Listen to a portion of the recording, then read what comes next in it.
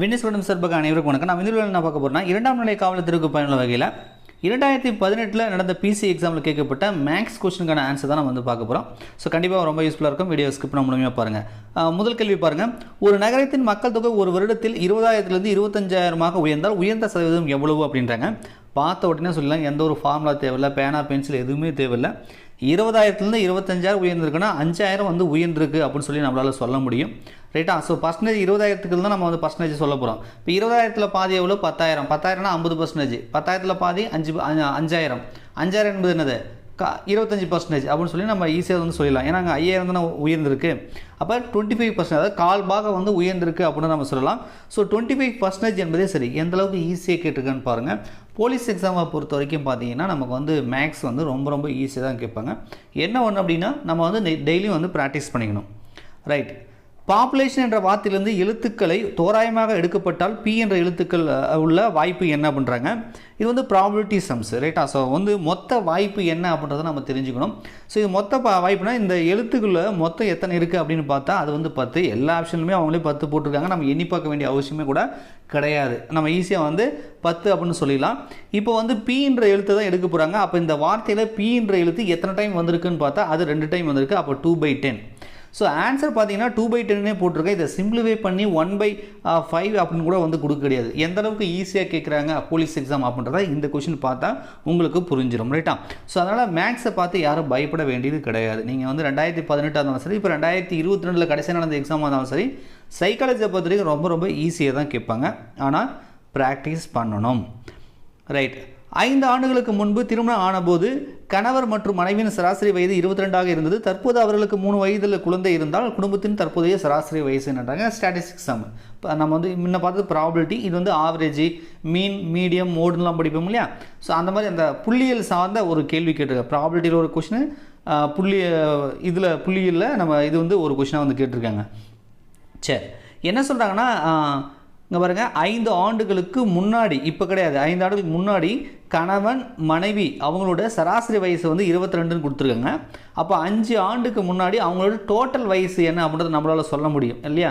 So 2 பேருக்கோட சராசரி 22னா அப்போ total என்ன இருக்கும்? இன்ட்டு 2 போட்டிங்கன்னா உங்களுக்கு 44 வரும். 5 ஆண்டுகளுக்கு முன்பு கணவன் மனைவி வயதோட அந்த கூடுதல் என்பது 44. ரைட்டா? சரி, இருக்கட்டும். தற்போது அவர்களுக்கு 3 வயசு குழந்தை இருக்குது.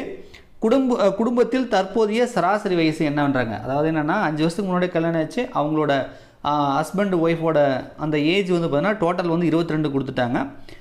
இப்போ தற்சமயத்துக்கு பார்த்தீங்கன்னா 3 வயசில் ஒரு குழந்தை இருக்குது. இப்போ டோட்டலாக 3 பேர் இருக்காங்க. இந்த 3 பேரோட வயசோட சராசரி என்னன்னு கேட்குறாங்க. ரைட்டா? சரி, இது 5 வருஷத்துக்கு முன்னாடி தான் இந்த டோட்டல். இப்போ ப்ரெசண்ட்டாக அந்த கணவன் மனைவியோட வயசோட டோட்டல் என்னவாக இருக்கும் அப்படின்னா, இப்போ 5 வருஷத்துக்கு முன்னாடி தான் இது. இப்போ 5 வருஷத்துக்கு பின்னாடி இப்போன்னு பார்த்தா நம்ம ஒவ்வொரு கணவன் மனைவிக்கும் 5 வருஷத்தை நம்ம கூட்டணும். அப்போ ஹஸ்பண்டுக்கு ஒரு 5 வயசை கூட்டுங்க, ஒய்ஃபுக்கு ஒரு 5 வயசை கூட்டுங்க, 10 வயசு. அப்போ இப்போ டோட்டல் என்ன அப்படின்னு கேட்டிங்கன்னா உங்களுக்கு வந்து 54. ஹஸ்பண்ட் ஒய்ஃபோட அந்த டோட்டல் ஏஜ் என்னன்னா 54. இப்போ குழந்தை வந்து 3 வயசில் இருக்குது, அது ஒன்று 3. அப்போ மொத்தம் வந்து 57. அதாவது குடும்பத்தோட 3 பேரோட வயதுகளின் கூடுதல் என்பது 57. இப்போ இதுக்கு சராசரி கண்டுபிடிக்கணும் அப்படின்னா 57 3 பேரா? அப்போ 57/3 போட்டிங்கன்னா உங்களுக்கு சராசரி வந்துடும். இப்போ பாருங்கள், இது 5ல் எத்தனை 3 இருக்கும்? ஒரு 3 இருக்கும். மீதி வந்து 2 வரும். 2 வந்தாங்க 7 இருக்குது, 27 வருது. அப்போ 9 3 27. அப்போ 19 வருதா? ஸோ அப்போ ஹஸ்பண்ட் ஒய்ஃப் குழந்தை 3 பேரோட வயசை கூட்டி அதனோட சராசரி என்னென்னா அதுதான் குடும்பத்தோட வயசோட சராசரி. அது நமக்கு 19 கிடைக்கிது. ஸோ ஏ ஆப்ஷன் வந்து சரியாக இருக்கும். ஸோ அடுத்த கேள்வி, கீழ்வரும் எண் வரிசையில் அடுத்த எண் யாது அப்படின்னு சொல்லி வந்து கேட்குறாங்க. ஸோ இந்த வரிசையை பார்த்தாலே நம்ம சொல்லலாம் ஒரு டிக்ரீஸ் மெத்தடில் இருக்குது. அப்போ ஏதோ வந்து சப்ட்ராக்ட் பண்ணியிருக்காங்க அப்படின்றது நமக்கு தெரியுது. ஸோ அதே லிங்க் இருக்குதான்னு பாருங்கள். இதுக்கும் லிங்க் வருதான்னு பாருங்கள். 15க்கு 3க்கும் பார்த்தீங்கன்னா உங்களுக்கு வந்து -2 பண்ணியிருக்காங்க. ஸோ அதே 13க்கும் 11க்கும் பார்த்தீங்கன்னா -2 பண்ணியிருக்காங்க. ஸோ இதே மாதிரி நீங்கள் அடுத்தது பண்ணிங்க அப்படின்னா 11ல் 2 போச்சுன்னா உங்களுக்கு 9 அப்படின்னு சொல்லி வரும். ரைட்டா? சரி சார், ஏன் சார் 1 to 1 எடுத்தீங்க? அப்படி நீங்கள் 15 12 அப்படி வரிசை எடுத்துக்க வேண்டியது என்ன அப்படின்னு நீங்கள் கேட்டிங்க அப்படின்னா, ஸோ இது வந்து ஒரு சீக்வன்ஸாக ஒரு ஆர்டராக இருக்காது. நீங்கள் வேணால் நீங்கள் எடுத்து பாருங்களேன். இப்போ 15க்கும் 12க்கும் பார்த்தீங்கன்னா உங்களுக்கு ஒரு 3 வருது. அடுத்தது இந்த 12க்கு 3க்கும் பார்த்தீங்கன்னா உங்களுக்கு அது டிக்ரீஸ் ஆகலை, அது இன்க்ரீஸ் ஆகுது. அப்போ ஒரு சீக்வன்ஸாக வரல. ஒன்று குறையுது அதுக்கப்புறம் ஏறுது. இந்த குறையுது ஏறுதுனாலே நமக்கு வராது. அப்போ 1 விட்டு 1 நம்ம செக் பண்ணுறோம். அதாவது இந்த 12 விட்டுட்டு இதுக்கு செக் பண்ணுறோம். அப்போ -2 வந்துச்சு. அடுத்து 1 விட்டு 1 செக் பண்ணோம். அப்போ -2 வந்துச்சு. ஸோ நம்ம வரிசையை எடுத்துக்கிட்டால் நமக்கு லாஜிக் ஒதிச்சு நமக்கு லாஜிக்காக அது வரல, ஒரு ஆர்டராக வரல அப்படின்னா நம்ம 1 விட்டு 1 நம்ம எடுத்துக்கலாம். ஸோ அப்போ வந்து செக் பண்ணி பார்க்கும்போது உங்களுக்கு வந்துச்சுன்னா அதை வந்து நீங்கள் அந்த சீக்வன்ஸில் இருக்குது அப்படின்றத நம்ம புரிஞ்சிக்கலாம்.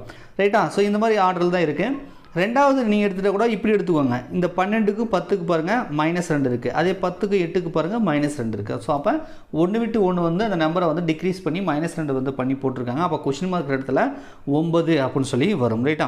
ஸோ அடுத்த கேள்வி, ப்ளஸ் என்பது எக்ஸ் என்றும் மைனஸ் என்பது டிவைட் என்றும் எக்ஸ் என்பது மைனஸ் என்றும் டிவைட் என்பது ப்ளஸ் என்றும் இருந்தால் இந்த ஒரு ஈக்குவேஷன் மாதிரி கொடுத்துருக்காங்க. 209 - 0.19 + 2 × 1050 டிவைடட் பை 50 அப்படின்னு சொல்லி போட்டிருக்காங்க. இப்போ இது குறிய மாற்றி பாட்மாஸ் ரூல்ஸ் படி நம்ம என்ன பண்ணணும், சால்வ் பண்ணணும். இது பாருங்கள் 209 அப்படின்னு சொல்லி போட்டிருக்காங்க. இப்போ வந்து மைனஸ் கொடுத்துருக்கான். மைனஸ் என்பது டிவைட் போட்டான். அப்போ நான் டிவைட்னு போடுறேன். ஸோ டிவைட் 0.19 அப்படின்னு சொல்லி நான் போட்டுக்கிறேன். ப்ளஸ் 2 இன்ட்டு ப்ளஸ் போடக்கூடாது இல்லையா? ஸோ ப்ளஸ் என்பது என்ன போட்டிருக்கான், ப்ளஸ் என்பது இன்ட்டுன்னு போட்டாங்க. அப்போ இன்ட்டுன்னு போட்டுக்கோங்க. இந்த இதில் இன்ட்டு 2 அதுக்கப்புறம் இன்ட்டு வருது. இன்ட்டு என்பது மைனஸ்ன்னு சொன்னாங்க. ஸோ மைனஸ் போட்டுக்கோங்க. அதுக்கப்புறம் 1050 அதுக்கப்புறம் டிவைட் போட்டிருக்கான். டிவைட் என்பது ப்ளஸ்ன்னு போட்டிருக்கான். ஸோ ப்ளஸ்ஸு 50 அப்படின்னு சொல்லி நீங்கள் போட்டுக்கலாம். ரைட்டா? ஸோ இப்போ பார்த்தீங்கன்னா நம்ம என்ன பண்ணியிருக்கேன், குறியை மட்டும் நான் வந்து மாற்றிட்டேன். இதுக்கான அந்த குறியை மட்டும் நான் மாற்றிட்டேன். இப்போ பாட்மாஸ் ரூல்ஸ் பற்றி நம்ம யூஸ் பண்ணோம். பாட்மாஸ் அப்படின்னு சொன்னாலே நமக்கு ஞாபகத்துக்கு வருது என்னது, ஃபஸ்ட்டு வந்து ப்ராக்கெட்டு, அதுக்கப்புறம் ஆப்பு, ஸோ அதுக்கப்புறம் தான் உங்களுக்கு டிவிஷன், மல்டிப்ளிகேஷன், ஸோ அடிஷன், கடைசியாக தான் அந்த சப்ட்ராக்ஷன், அதாவது மைனஸ் பண்ணணும் இல்லையா? நான் ஒரு டைம் எழுதி காட்டுறேன் பாருங்க. பாட்மாஸ் BODMAS. ரைட்டா? ஸோ இந்த ஆர்டரில் தான் நாம் வந்து பண்ணணும். ரைட்? இப்போ 209 டிவைடட் பை 0.19 இருக்குது. ஸோ டிவைட் தான் ஃபஸ்ட்டு வருது. அந்த இது வந்து புள்ளியில் இருக்கிறதுனால கொஞ்சம் பண்ணுறது கன்ஃபியூஷன் ஆகுன்றதுனால நான் என்ன பண்ணுறேன், அதை வந்து ஃபஸ்ட்டு நான் எடுத்து பண்ணிக்கிறேன். எப்படி பண்ணுறேன், இங்கே பாருங்கள் 209 டிவைட் இருக்கா? ஸோ டிவைடு இந்த 0.19 என்ன பண்ணுறேன்னா நான் 19/100ன்னு போட்டுக்கிறேன். 19/100 அப்படின்னு போட்டுக்கலாம். ஏன்னா 19/100னா 0.19 அப்படின்றத நம்மளால் சொல்ல முடியும். ரைட்டா? சரி, ரைட். சரி, அடுத்தது இப்போ என்ன பண்ணலான்னா இந்த டிவைட்னா ரெசிப்ரோக்கல் பண்ணிக்கலாம். ஒரு ஃப்ராக்ஷன் நம்பராக இருக்கு இல்லையா? அப்போ 209 × 100/19ன்னு போட்டுக்கலாம். ஏன்னா இன்ட்டுன்னு நான் போட்டாச்சு. ரைட்டா? இப்போ இந்த 209 இந்த 19 வந்து நம்மளால் கேன்சல் பண்ண முடியும். ஸோ எத்தனை 19 வந்து இந்த 209 இருக்குது அப்படின்றத நீங்கள் பார்த்தீங்க அப்படின்னா அது வந்து 11 டைம்ஸ் இருக்கும். 11 டைம்ஸ் வந்து இருக்கும். இந்த 11 × 100க்குதுனால இப்போ வந்து என்ன வரும்னா 1100. ஸோ இதுக்கான வேல்யூ வந்து பார்த்தீங்கன்னா 1100ன்னு வருது. இந்த டிவைட் பண்ணால் நமக்கு கிடைக்கிறது 1100 அப்படின்னு சொல்லி வருது. அதுக்கப்புறம் இன்ட்டு 2 போட்டிருக்கான். அப்புறம் -1050 ப்ளஸ் 50 இருக்குது. இப்போ டிவிஷன் ஃபஸ்ட்டு பண்ணணும் அந்த பாட்மாஸ் ரூல்ஸ் படி. அடுத்தது M கொடுத்துருக்கான். ஸோ மல்டிப்ளிகேஷன் பண்ணணும். ஸோ 1100 × 2 போட்டிங்கன்னா 2200 அப்படின்னு சொல்லி வரும். -1050 ப்ளஸ் 50ன்னு சொல்லி நமக்கு கிடைக்குது. இப்போ 2200 -1050 ப்ளஸ் 50னா இப்போ என்ன பண்ணணும், அடிஷன் தான் பண்ணணும். ஏன்னா பாட்மாஸ் ரூல்ஸ் படி அடுத்தது எம்முக்கு அப்புறம் ஏ போட்டிருக்காங்க. அப்போ நம்ம இந்த 50ம் இந்த 2200 நீங்கள் கூட்டிங்கன்னா 2250ன்னு வருது. -1050 கடைசியாக தான் மைனஸ் நம்ம பண்ணணும் அந்த ரூல்ஸ் படி. ரைட்டா? இப்போ 2250ல் -1050 போச்சுன்னா உங்களுக்கு 1200ன்னு சொல்லி வரும். ஸோ வந்து இந்த கேள்விக்கு 1200. இந்த மாதிரி தான் வந்து மேக்ஸ் கொஸ்டின் வந்து ஒரு 5 கொஸ்டின் வந்து 2018 கேட்டிருக்காங்க. இதே மாதிரி ஒவ்வொரு ஆண்டும் பார்த்தீங்கன்னா நமக்கு வந்து சைக்காலஜி பற்றியில் ஒரு 5 கொஸ்டின் 6 கொஸ்டின் வந்து மேக்ஸ் வந்து கேட்பாங்க. ரொம்ப ஈஸியாக தான் கேட்பாங்க. ஸோ மேக்ஸை பற்றி நம்ம ஒரி பண்ணிக்க வேண்டிய அவசியம் கிடையாது. ரொம்ப ஈஸியாக இருக்கும். டெய்லி வந்து ப்ராக்டிஸ் பண்ணணும். ஸோ எதுவுமே படிக்காமல் ப்ராக்டிஸ் பண்ணாமல் போனால் சின்ன விஷயம் கூட நம்மளுக்கு கஷ்டமாக தெரியும். ஆனால் எந்த அளவுக்கு ஈஸியாக கேட்குறான்னு பாருங்கள். ஸோ நீங்கள் TNPSC Group 2 Group 4 எக்ஸாம்லாம் எழுதியிருந்தீங்க அப்படின்னா அதில் கேட்கப்பட்ட கேள்விகளுக்கும் இந்த போலீஸ் எக்ஸாமில் கேட்கப்பட்ட கேள்விகளுக்கும் டோட்டலாக உங்களுக்கு வித்தியாசம் தெரியும். என்ன சார் இந்த அளவுக்கு ஈஸியாக கேட்டிருக்காங்கன்ற அளவுக்கு தான் இருக்கும். ஆனால் படிக்கணும். ரைட்டா?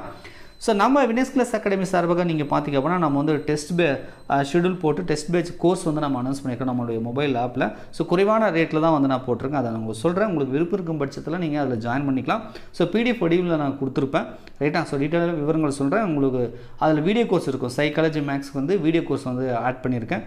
கண்டிப்பாக உங்களுக்கு ரொம்ப யூஸ்ஃபுல்லாக இருக்கும். ஸோ குறைவான ரேட்டில் இருக்குது, பர்ச்சேஸ் பண்ணுங்கள். டீட்டெயில்ஸ் சொல்கிறேன் பாருங்கள். ஸோ இது வந்து நீங்கள் மொபைல் ஆப் மூலிமா வந்து நீங்கள் பர்ச்சேஸ் பண்ணிக்கலாம். இதில் வந்து பார்த்தீங்கன்னா 30 தேர்வுகள் இருக்குது. மோக் டெஸ்ட் ஒவ்வொரு வினாத்தாலும் 70 வினாக்கள் கொண்டது. நம்ம TNUSRB எப்படி கேட்பாலும் அந்த மாதிரி இருக்கும். அது PDF ஃபைலில் நான் கொடுத்துருப்பேன். ரைட்டா, இதில் முழு மாதிரி தேர்வுகளும் இருக்கும். டாபிக் வைஸ் டெஸ்ட் இருக்கும், ரிவிஷன் டெஸ்ட் இருக்கும், முழு மாதிரி வினாத்தாலும் இருக்கும். ஸோ இதில் சைக்காலஜி பார்த்தீங்கன்னா உங்களுக்கு 30 தேர்வுகளுக்கு அந்த 20 கேள்விகள் சைக்காலஜி வரும். ஒரு 5 கொஷின் வந்து தமிழ் போயிடும். ஸோ 30 × 20 போட்டிங்கன்னா 600 கொஷின் வரும். 600 கொஷினுக்குமே உங்களுக்கு சைக்காலஜிக்கு எக்ஸ்பிளனேஷன் வீடியோ வந்து நான் அட்டாச் பண்ணியிருப்பேன். ஸோ கண்டிப்பாக வந்து ரொம்ப யூஸ்ஃபுல்லாக இருக்கும். ஸோ ரேட் வந்து பார்த்தீங்கன்னா ₹299 நம்ம மொபைல் ஆப்பில் நம்ம கொடுத்துருக்கோம். ஸோ நீங்கள் பர்ச்சேஸ் பண்ணிக்கலாம். ஒருவேளை எனக்கு வீடியோலாம் வேணாம் சார், நீங்கள் வைக்கக்கூடிய அந்த டெஸ்ட்டுக்கான கொஷின் பேப்பர் கொடுத்தீங்கன்னா நான் கடைசி டைமில் ரிவிஷனுக்கு வந்து டெஸ்ட் எழுதி பார்த்துப்பேன் அப்படின்னா அதையும் நான் வந்து கொடுத்துருக்கோம். அதில் அந்த சைக்காலஜிக்கான வீடியோ மட்டும் இருக்காது, கொஷின் பேப்பருக்கான PDF இருக்கும். அதுக்கான ரேட் பார்த்தீங்கன்னா ₹199 நம்ம 30 தேர்வுகள் அடையினா அந்த மோக் டெஸ்ட் பேட்சுக்கான அந்த கொஷின் வந்து நம்ம வந்து கோர்ஸ் வந்து கொடுத்துருக்கோம். ஸோ மொபைல் ஆப்புக்கான லிங்க் டிஸ்கிரிப்ஷனில் கொடுக்குறேன். டவுன்லோட் பண்ணி கோர்ஸை வந்து செக் பண்ணி பாருங்கள். கண்டிப்பாக உங்களுக்கு ரொம்ப யூஸ்ஃபுல்லாக இருக்கும். கடைசி டைமில் இருக்கீங்க, இன்னும் 1 மந்த் தான் டைம் இருக்குது. ஸோ ஒரு நாளைக்கு ஒரு டெஸ்ட் எழுதி பார்த்தீங்கன்னா ஒரு 30 நாளைக்கு 30 டெஸ்ட் எழுதி பார்க்கலாம். ஒரு 30 வீடியோ பார்த்தீங்க அப்படின்னா நிச்சயமாக வந்து இந்த போலீஸ் தேர்வில் வந்து நீங்கள் வந்து பாஸ் பண்ணுறதுக்கு அது ரொம்ப யூஸ்ஃபுல்லாக இருக்கும். நன்றி, வணக்கம்.